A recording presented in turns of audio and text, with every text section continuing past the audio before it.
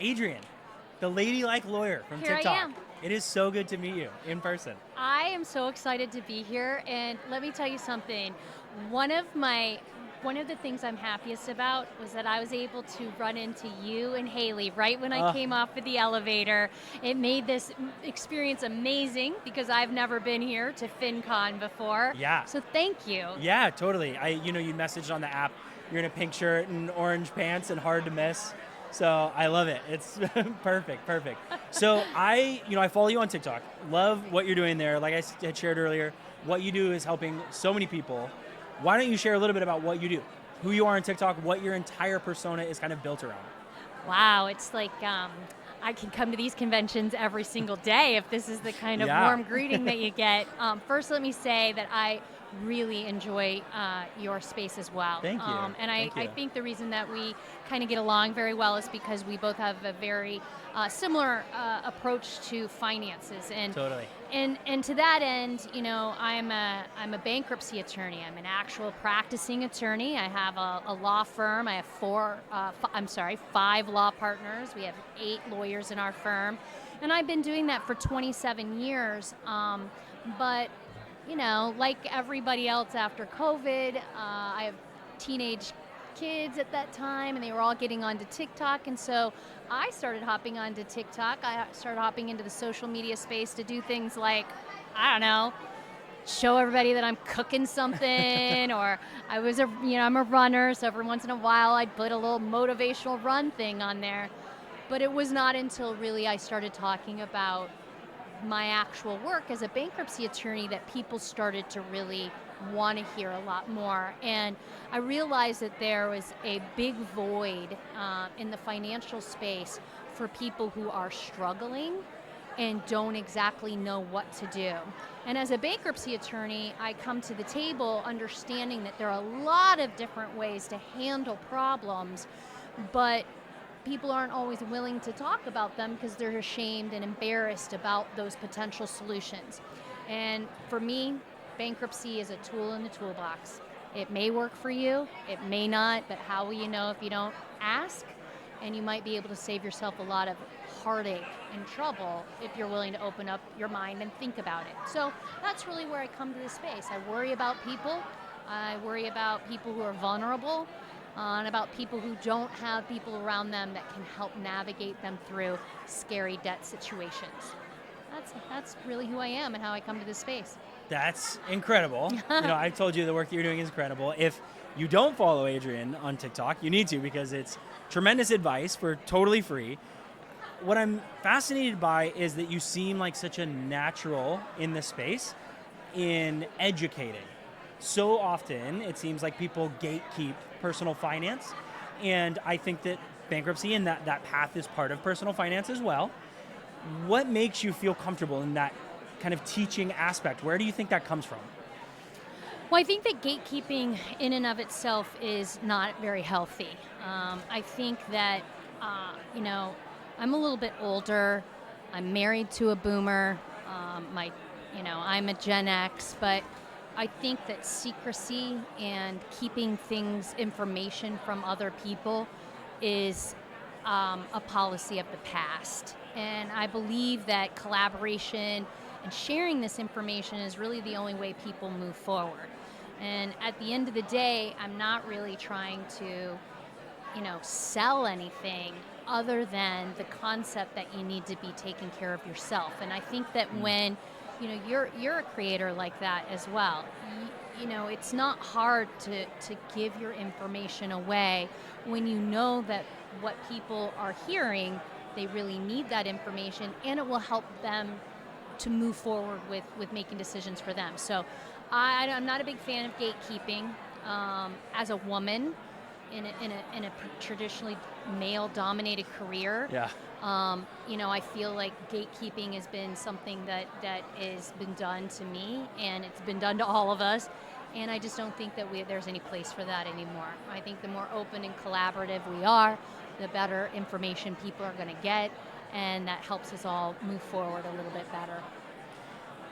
A lot of people have kind of natural fears about bankruptcy, right? It's kind of like that Yes. dirty word. A lot Yes. of us have heard stories about it. Right. How do you think that social media and your space and what you're doing can kind of help change that narrative? Or what do you think is key to changing that narrative?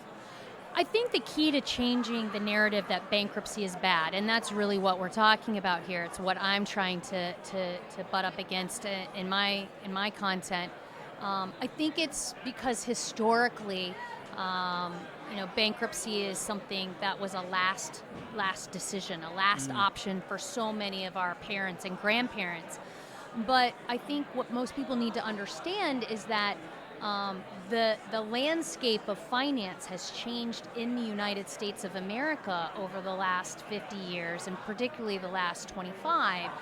And debt is a fundamental piece of our economy. And if you don't understand how debt fits into your finances, how it's best used, what debt is good, what is bad, and how to get yourself out of it, then you are not going to be successful in any area of your life.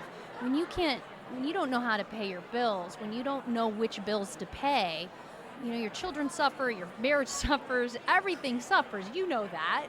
And so understanding your options is so important, and we got to take the shame and embarrassment out of it. I oftentimes say that what I do is debt relief with dignity, because we are talking about showing some dignity in an act that a lot of people feel is undignified. And it's not undignified. It's a natural way to try to save yourself, save your family, and nobody else should be telling you whether it's good or bad. You need to figure it out for yourself. You said a couple really fascinating things there that I think speak volumes to kind of who you are. You sound like my therapist. Oh, good. You mentioned, getting kind of this debt with dignity idea, right? Yeah. Which I think most people can kind of agree and assume that in personal finance, a lot of the stronger voices have been debt is bad. If you have debt, you're bad. There's kind of a shame stigma to it. So that's kind of one interesting piece. And then you also talked earlier about being a woman in a traditionally male-dominated space. You're wearing a pink shirt and orange pants. You're obviously a vibrant and, kind of unorthodox person, right? Talking about debt and this kind of persona, right?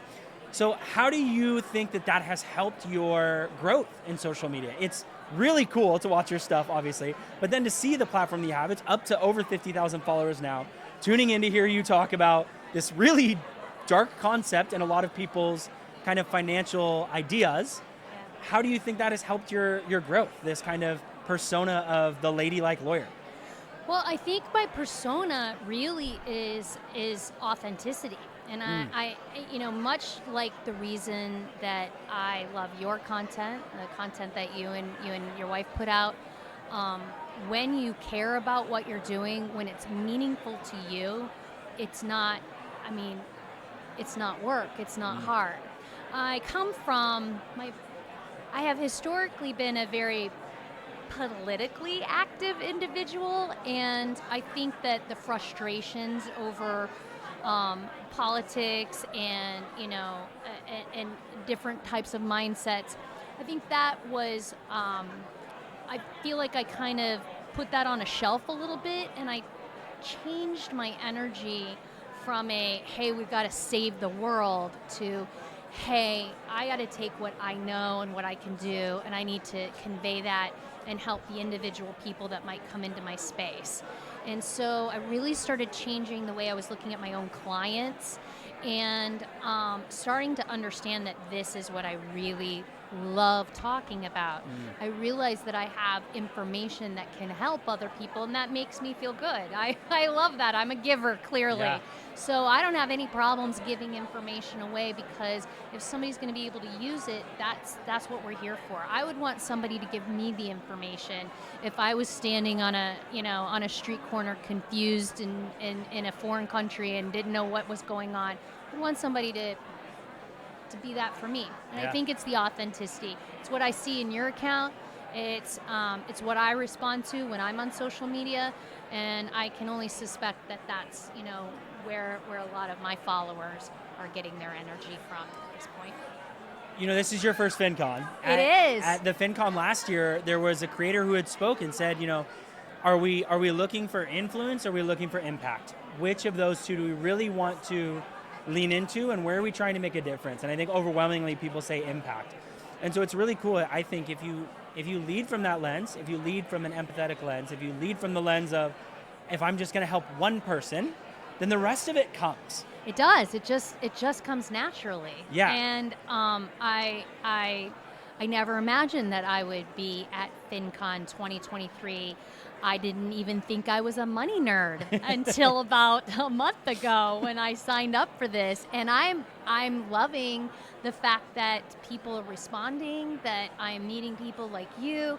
And it's really important because I just have a piece of the financial puzzle in my hands. I need other people to help with understanding about rebuilding and how to budget and alternatives, of course, to bankruptcy. Not everybody is suited for bankruptcy, and there need to be people in this space who are not out to take advantage of people, who are really giving and offering up information that's truly helpful, meaningful, truthful, to the extent that we know it to be, and honest.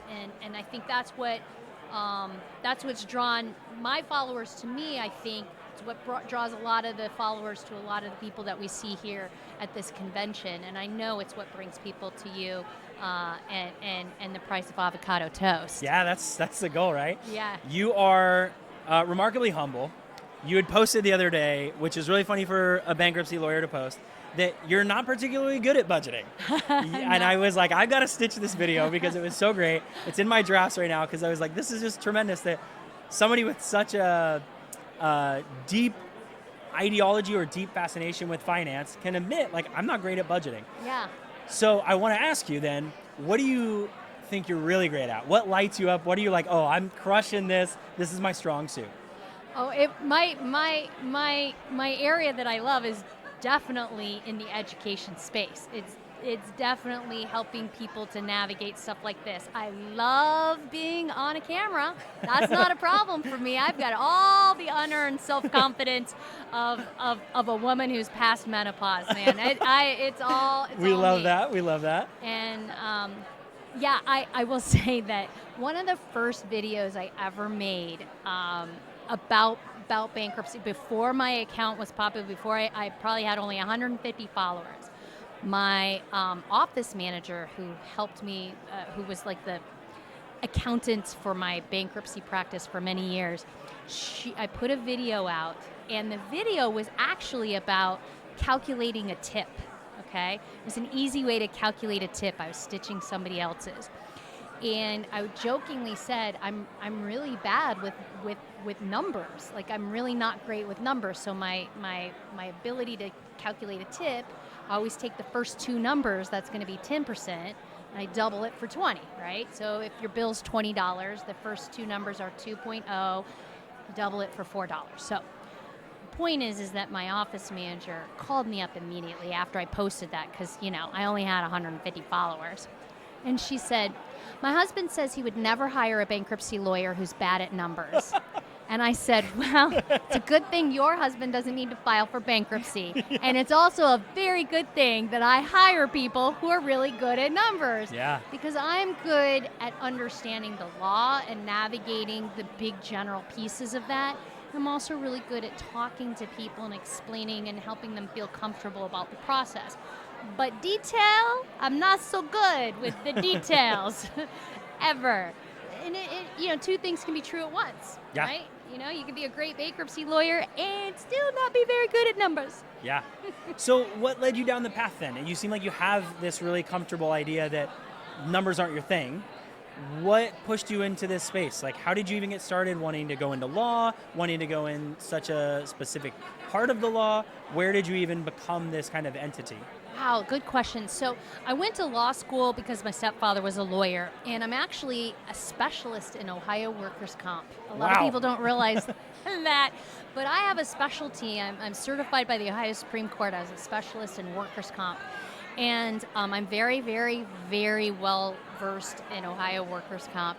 but it is not my passion. I worry about that system because it's a system that's failing in Ohio. Without going into a lot of details, it's just a very unsafe system for people who are hurt at work.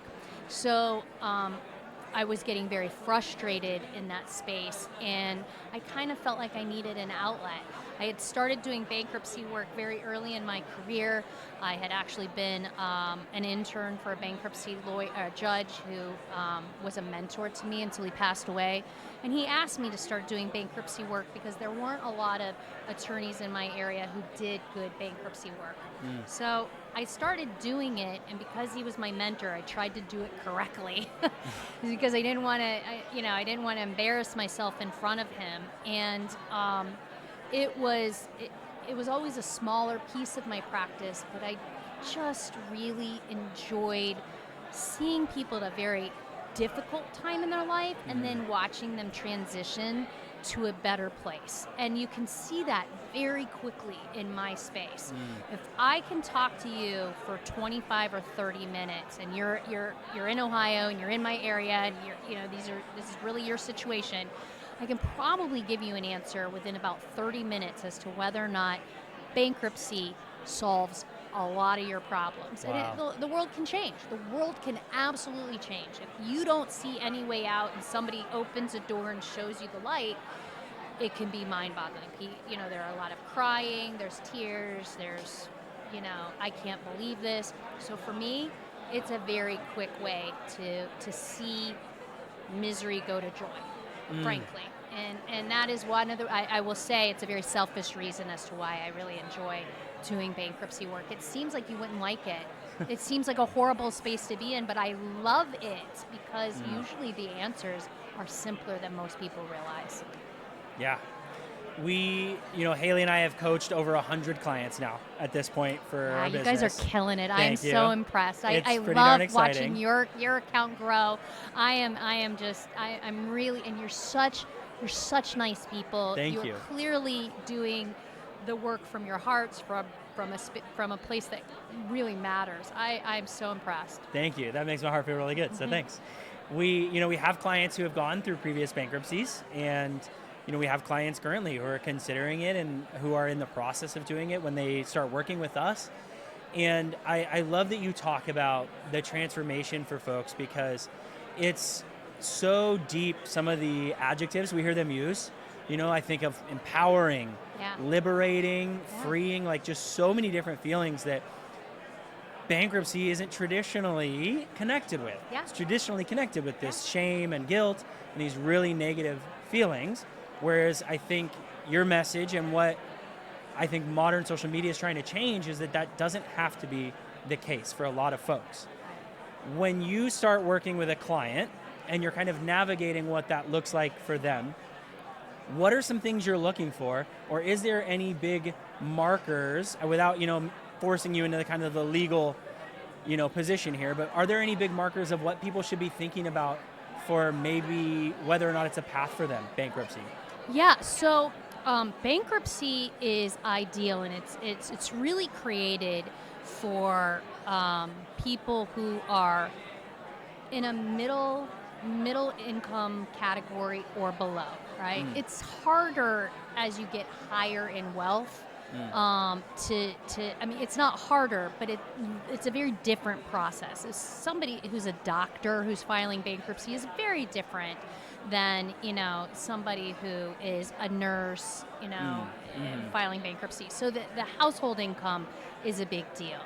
And so if you're in a household income, if you've got 2 kids and a spouse, there's 4 of you in a house, and you've got $75,000, $80,000 or less coming in, you probably want to look at bankruptcy if you have debt that is in the general, unsecured, non-priority category. So that's going to be your credit cards, your personal loans, your medical bills. Those are the 3 main categories of debt that we're dealing with. Bankruptcy has ways to handle things like vehicles and mortgages, loans and things like that.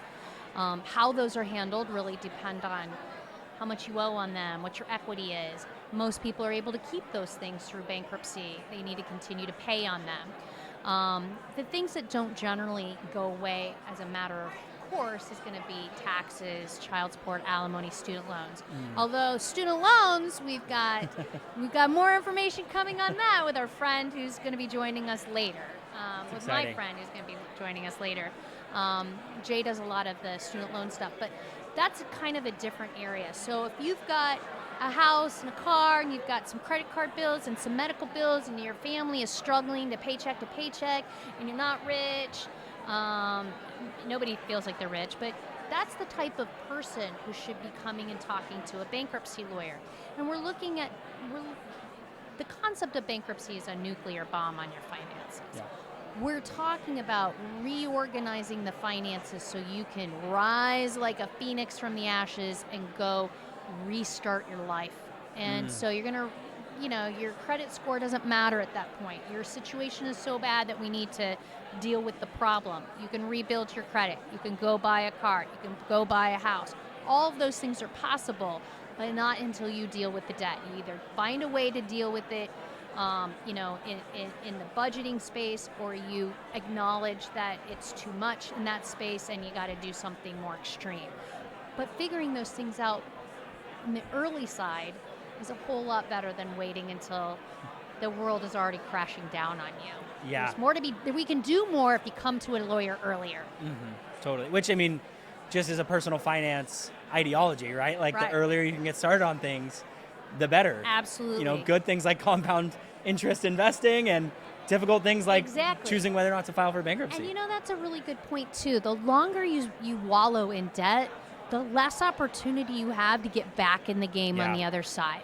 And you can't get into investing. I've talked to so many people, so many different vendors and businesses and creators in this space, and they're like, oh, we do, we're money managers and we buy businesses and we help people do this. Nobody can do any of that stuff until they deal with the debt. So if you come to the table with some debt, all of those things are possible. Just got to find a way to deal with the debt. Bankruptcy is one way. Budgeting is one way. You probably know more ways to deal with it than I do, but we all have tools that should be evaluated from the toolbox before you start to before you start to saw or hammer or anything. You should know what all the tools available are. Yeah. You mentioned a lot of people think that bankruptcy is kind of like throwing a bomb on your finances, right? And they kind of think, I'm not going to be ever able to buy a home again. I'm not going to be able to get a car. I'm never going to get a loan for anything. And it seems like you've seen a lot of people who have responded in comments to you saying, hey, actually, I did this and it was really beneficial for me and my family. And a short time after, we were able to rebound. Is that a typical scenario, or is that, are those people kind of the outliers of that? Or is that something people can expect that, hey, yes, bankruptcy is difficult, but the grass can be greener on the other side in a short term? I think that's one of the biggest myths about bankruptcy, is that if you file bankruptcy, you're just screwed forever on anything financial. That's not the case. That's just categorically false information. It's what we've been led to believe because we've been led to believe that it's so bad. I talk a lot about the fact that when clients come to me, I have really two different types of clients. I have what I call the ball in the air client. Those are the people who come to me and they're still current on everything. Yep. You're nodding your head because you know exactly who I'm talking about. They're still not quite sure if they should be talking to me because they don't quite think they've got a problem, but yet they recognize instinctively that something big is about to happen. Oh, yeah. So those are what I call the ball in the air people, because they're like, they still got everything up in the air. Those people are my most difficult clients because they cannot imagine the next steps. They can't imagine not paying their credit cards. They can't imagine the balls falling. And they're also the most obsessed with their credit scores because they're still decent in that point in time because they've been robbing people because they've kept them all off the ground. Yeah. And my other clients, of course, the other half are my ball on the ground people. They already know what it's like to flop around and slide around and twist their ankles. Oh, yeah. They've been in this world. So the difference between those two people is, the ball in the air people have high scores coming into the bankruptcy. The ball on the ground people have low scores, and those scores start to even out. The high score people go down. The low score people, ironically, go up. because bankruptcy is basically, a forest fire to your finances, and then we let the new stuff grow. You got to get rid of the old stuff to let the new stuff come in. And so some people are very, very concerned. They don't think you can ever rebuild after that, but bankruptcy is designed for you to rebuild. And those people are not outliers. They are people who came out of the bankruptcy process and started working on rebuilding their credit scores so that they could have borrowing power. And that's what bankruptcy is for. It's not designed to let you sit around and flounder for the whole rest of your natural life while you cry about being poor.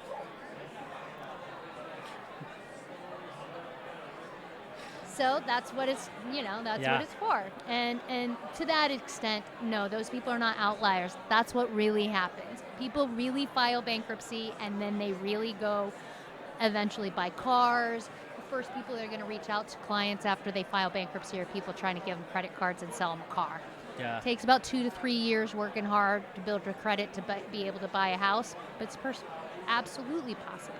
That's exciting. That's what people do. Yeah. I've been doing this long enough that I actually filed bankruptcy for some of my personal friends early on, like when I was much younger.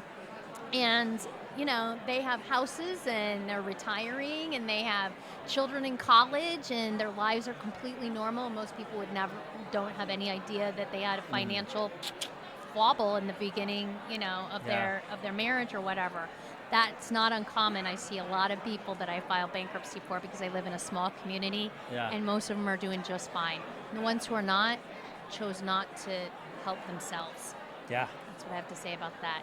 I love that.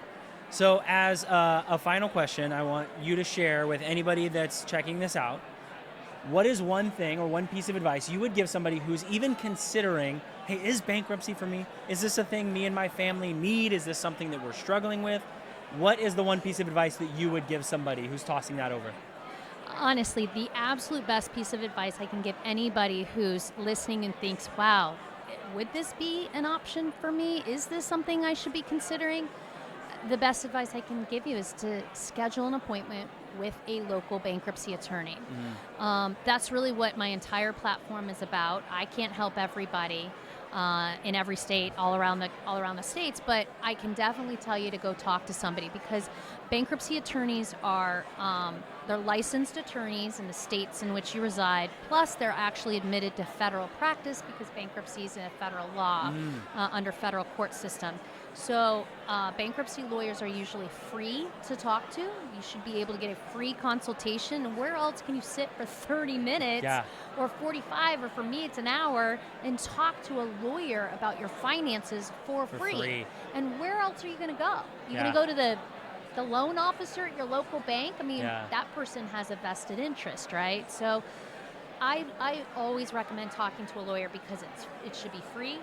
It's confidential. It's going to give you accurate legal advice that is pertinent to you. And, we have to keep our clients' confidences. We can't be running out and telling everybody we know that we saw you. And there's comfort in that, I think. Yeah, I love that. Adrienne, you're incredible. Thank you. Thank you so for much. letting me chat with you. No, I've enjoyed this. I am so glad to be here. I'm really glad to be here with you today. Good. And I'm excited to keep doing more stuff. I'm really glad that we're doing some collaborations together. Yes, definitely. Enjoy your first FinCon. Thank you very much. Yeah. It's good talking to you. You as well.